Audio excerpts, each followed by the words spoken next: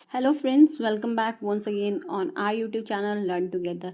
तो आपका learn together पे स्वागत है। आज की वीडियो में हम बात करेंगे प्रिंसिपल ऑफ डेवलपमेंट की, जो कि ऑफिशियल सीटेट के सिलेबस है उसका चैप्टर फर्स्ट का ये पार्ट 2 है। वीडियो काफ़ी लंबी हो जाने के कारण फर्स्ट वीडियो में मैं ले नहीं पाई थी प्रिंसिपल ऑफ डेवलपमेंट को, तो मैंने इसका सेकेंड पार्ट बनाया है। तो इसे ज़रूर देखें और आपको आई होप आपको चीज़ें समझ में आए। तो आइए वीडियो को शुरू करते हैं। फर्स्ट प्रिंसिपल है हमारा प्रिंसिपल ऑफ कंटिन्यूटी। कंटिन्यूटी इसे प्रिंसिपल ऑफ चेंज भी कहा जा सकता है, यानी कि ये है निरंतरता का सिद्धांत।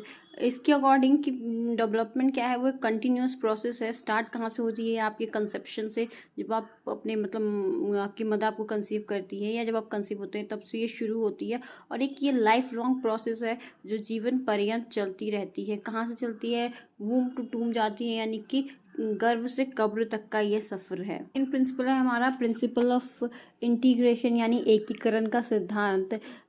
इसे हम इस तरह से समझ सकते हैं कि ना मूवमेंट क्या होता है, इसमें इन्वॉल्व होता है whole to parts and from parts to whole. यानी कि बच्चा क्या करता है, पहले अपने संपूर्ण अंगों को और उसके बाद उसके विशिष्ट भागों को चलाना या उसका प्रयोग करना, इस्तेमाल करना सीखता है। जब जैसे बच्चा पहले अपने हाथ और बाद में अपनी उंगलियां का हिलाना या उसका इस्तेमाल करना सीखता है। तो ये क्या है, पहले बच्चा अपनी बॉडी को कंट्रोल कर रहा है, हैंड को। उसके बाद उसे पता है कि अगर मान लीजिए उसे कोई चीज़ लेनी है तो बच्चा पहले पूरा ही अपना हाथ पूरा ही सपोर्ट करके ले जाएगा और तब चीज़ें पिक करेगा। फिर धीरे धीरे जैसे जैसे बच्चा बड़ा होता जाएगा, यानी कि मेच्योरिटी आने लगेगी धीरे धीरे, या एज ग्रो करने लगेगा बच्चा, तो वो अपनी उंगलियों का इस्तेमाल करना सीख जाएगा। उसे पता है कि किसी भी टॉय को उठाने के लिए उसे पूरा अपना हाथ ले जाने की ज़रूरत नहीं है। वो चाहे तो एक फिंगर से भी ऐसे करके और सामान पिक कर सकता है। बेसिकली आप इसे एक साइकिलिंग के एग्जाम्पल से समझ सकते हैं कि इंटीग्रेशन क्या है, एकीकरण करना। हम जब बाइक चला रहे होते हैं या साइकिल चला रहे होते हैं तो हमारा क्या होता है, फिंगर्स भी काम कर रहे होते हैं। हॉर्न वगैरह बजाने के लिए हम अपनी फिंगर का यूज़ कर सकते हैं, अपने हाथ का, अपने पाम का, अपने रिस्ट का यूज़ कर सकते हैं। ब्रेक लगाने के लिए आप अपने फिंगर का यूज़ कर सकते हैं।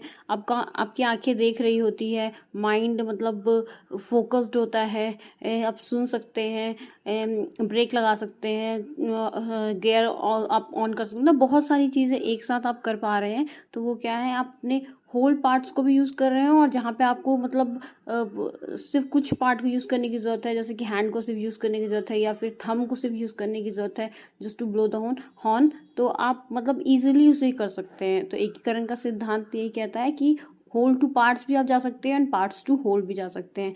हमारा थर्ड प्रिंसिपल आता है प्रिंसिपल ऑफ सीक्वेंस, या प्रिंसिपल ऑफ ऑर्डर भी इसे कह सकते हैं। साइकोलॉजिस्ट मानते हैं कि डेवलपमेंट है ना, सीक्वेंस में चलता है या ऑर्डर में चलता है। सभी तरह के स्पीसीज हो, चाहे वो जानवर हो चाहे इंसान हो, एक पर्टिकुलर टाइप का पैटर्न फॉलो करते हैं।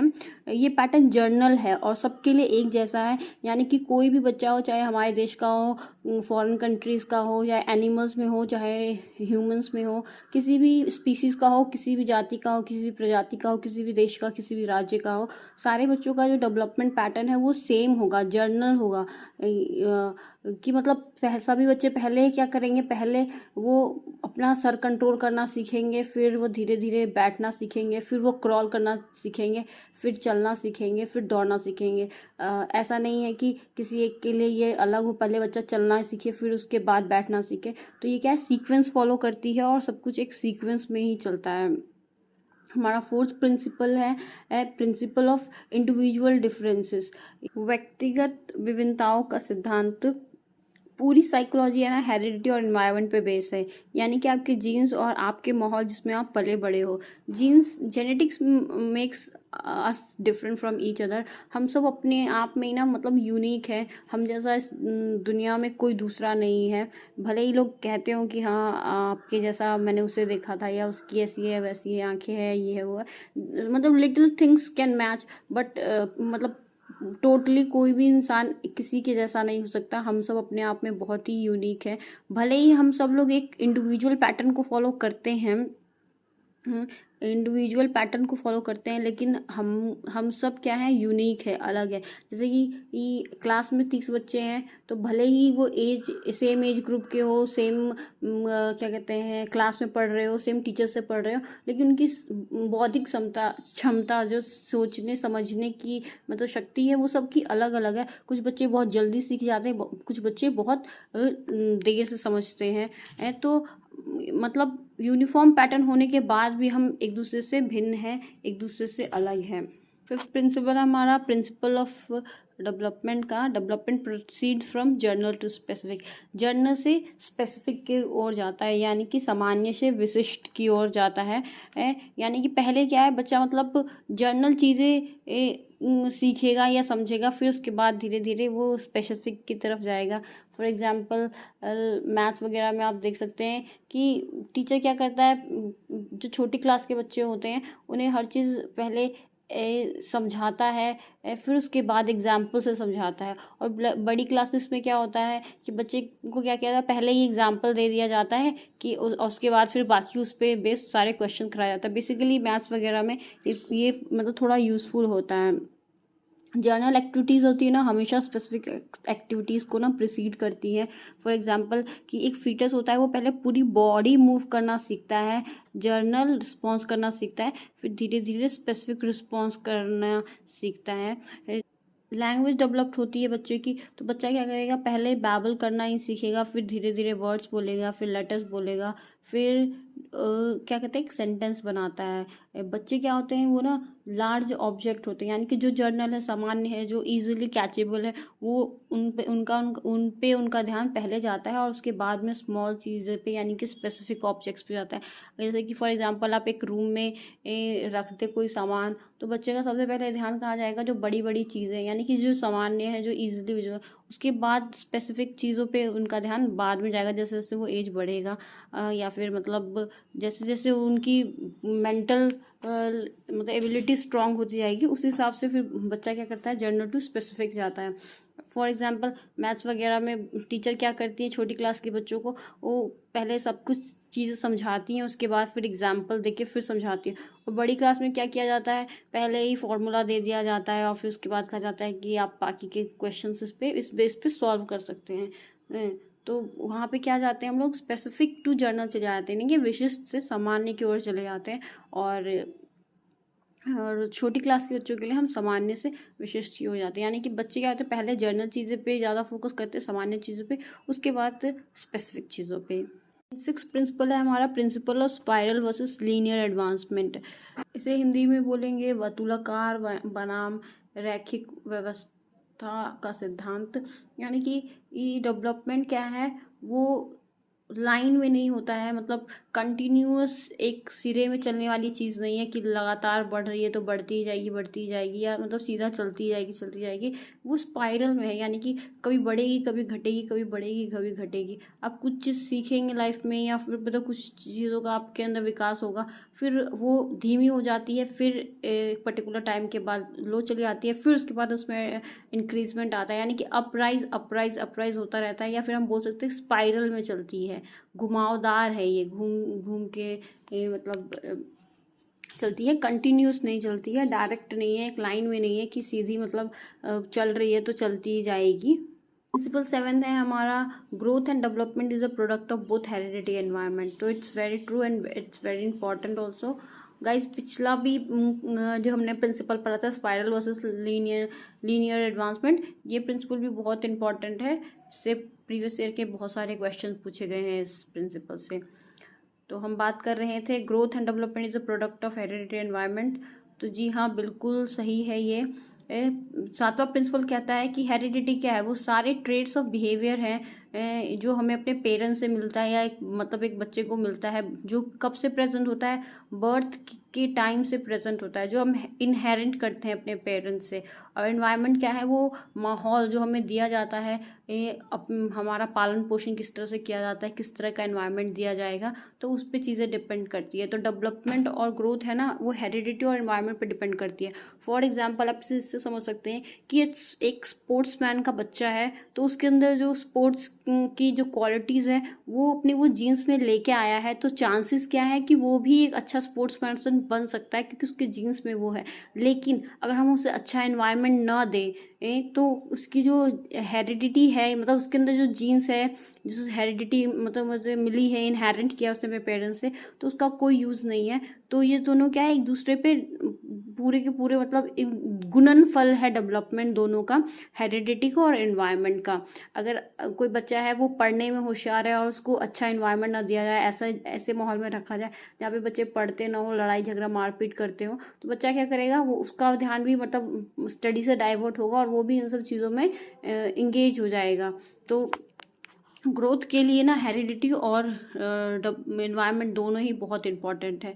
आप किसी को अच्छी हेरिडिटी, कोई मतलब कुछ अच्छा इनहेरेंट करके लाया है अपनी जीन्स में और उसको अच्छा एनवायरनमेंट नहीं मिला, तो वो भी उसके कोई यूज़ का नहीं है। और कोई मतलब किसी के मतलब हेरिडिटी में मान लीजिए इनहेरेंट करके उसे किसी तरह की मेंटल प्रॉब्लम आई है या कुछ आई है, और तब हम उसे चाहे कि उसे पढ़ा लिखा के हम होशियार बना दें, या फिर किसी तरह के प्रॉब्लम है उसके अंदर, मान लो किसी तरह का डिफेक्ट है, उसे हम किसी एनवायरनमेंट के थ्रू ठीक करना चाहते हैं, तो ये भी हम नहीं कर सकते हैं। नेक्स्ट प्रिंसिपल है development is predictable, principle of predictability भी इसे बोल सकते हैं। हिंदी में इसे बोलेंगे पूर्व अनुमान का सिद्धांत, यानी कि हम पूर्व अनुमान लगा सकते हैं किसी के बारे में, जैसे कि बोलते हैं ना, भूत के पाँव पालने में ही दिख जाते हैं, तो वो यही है वो, कि प्रिडिक्टेबिलिटी कर सकते हैं हम किसी के बारे में। जैसे कि कोई बच्चा है, मतलब अभी जन्म लिया है, तो हम उसको देख के बोल सकते हैं कि ये इन फ्यूचर में इसकी हाइट इतनी लंबी होगी, या फिर क्या कहते हैं, इसकी आंखों का कलर ये है। जैसे पेरेंट्स की बेसिकली अगर मान लीजिए किसी के पेरेंट्स की आंखों की कलर डिफरेंट है, या फिर हाइट अच्छी है, या फिर बॉडी अच्छी है, फिजिक बढ़िया है, हेयर कलर है, तो हम लोग क्या कर सकते हैं, प्रिडिक्ट कर सकते हैं कि उनके बच्चों की भी ऐसी होगी, या फिर उनके बच्चे होंगे तो हम ये प्रिडिक्ट कर सकते हैं कि इसकी भी हाइट लंबी है। इसके बच्चे की ग्रोथ देख के कह सकते हैं कि हाँ अभी इस एज में इसकी हाइट इतनी है, तो आगे इन फ्यूचर क्या है ये और लंबा होगा। यानी कि डेवलपमेंट के बारे में क्या बोल सकते हैं कि हम प्रिडिक्ट भी कर सकते हैं कि मतलब हाइट वगैरह इन सब चीज़ों के बारे में प्रिडिक्शन लगा सकते हैं। 9th प्रिंसिपल है हमारा प्रिंसिपल ऑफ डायरेक्शन, यानी कि विकास की दिशा का सिद्धांत इसे बोलेंगे।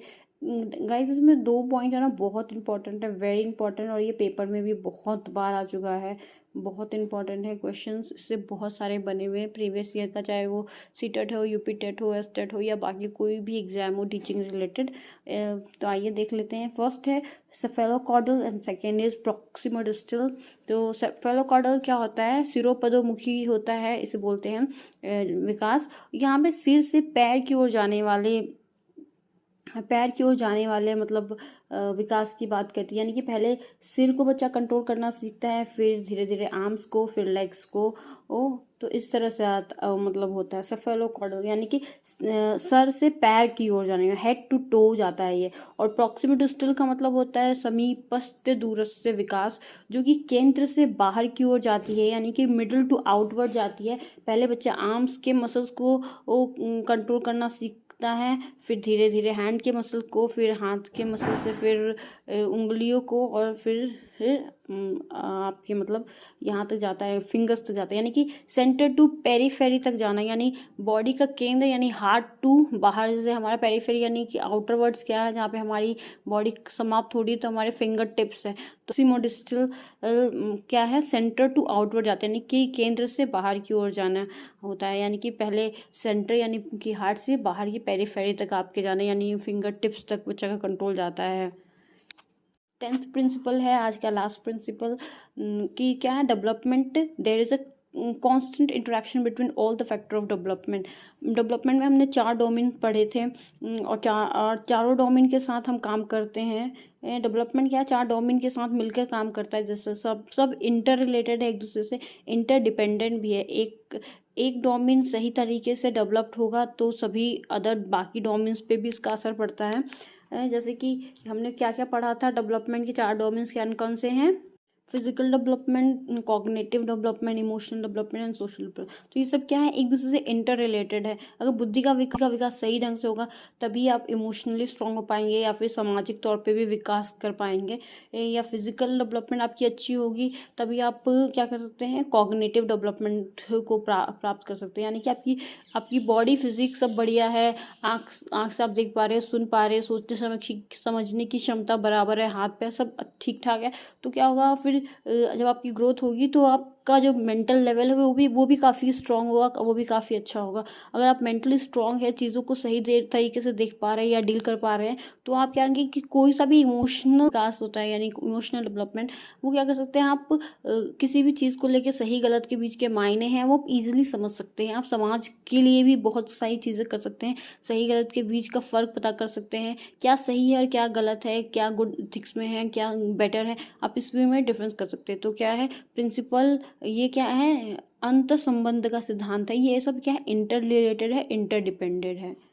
आई होप चीज़ आपको समझ में आई होगी। वीडियो अच्छी लगी हो तो लाइक करिएगा, चैनल को सब्सक्राइब नहीं किया है तो do subscribe my channel and let me know in the comment below कि आपको कौन से और नए टॉपिक पे वीडियो चाहिए। And thanks for watching, bye bye. It's me signing off, Puja.